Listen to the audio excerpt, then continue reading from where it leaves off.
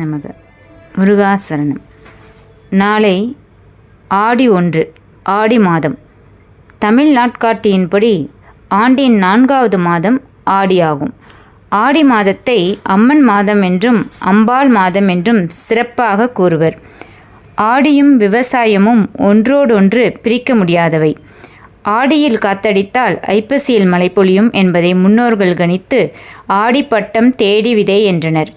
வானம் பார்த்த பூமியில் பயிரிடும் விவசாயிகள் ஆடிப்பட்டம் எப்போது வரும் என காத்திருப்பர். இம்மாதத்தில் ஆடி வெள்ளி, ஆடி செவ்வாய், ஆடி ஞாயிறு சிறப்பான நாட்களாக கருதப்படுகிறது. ஆடி மாதத்தில் பல பண்டிகைகள் கொண்டாடப்படுகின்றது. அதுபோல ஆடி பிறப்பன்று தேங்காய் சுடும் பண்டிகை சிறப்பாக கொண்டாடப்படுகிறது. ஆடி பிறப்பன்று தேங்காய் சுடுவது ஏன்? ஆடி மாதம் முதல் நாளன்று தேங்காய் சுடும் பண்டிகை கொண்டாடப்படுகிறது. இந்த தேங்காய் சுடும் பண்டிகையானது மகாபாரத போருடன் தொடர்புடையதாக புராணங்கள் கூறுகின்றது. அதர்மத்துக்கும் தர்மத்துக்கும் இடையில் மகாபாரத போர் நடைபெற்றது. இந்த போரானது ஆடி மாதம் 1ஆம் தேதி தொடங்கி 18 நாட்கள் நடைபெற்று மகாபாரத போர் ஆடி 18 அன்று முடிவுக்கு வந்தது. அந்த போரில் தர்மம் வெல்ல வேண்டும் என்று யுத்தம் தொடங்கும் நாளான ஆடி 1ஆம் தேதி மக்கள் அனைவரும் விநாயகர் மற்றும் அவரவர் இஷ்ட தெய்வங்களை வேண்டி பூஜை செய்கிறார்கள். மேலும் இந்த பூஜையின் போது தேங்காய் சுட்டு அதனை பிரசாதமாக படைத்து வழிபட்டதாக கூறப்படுகிறது.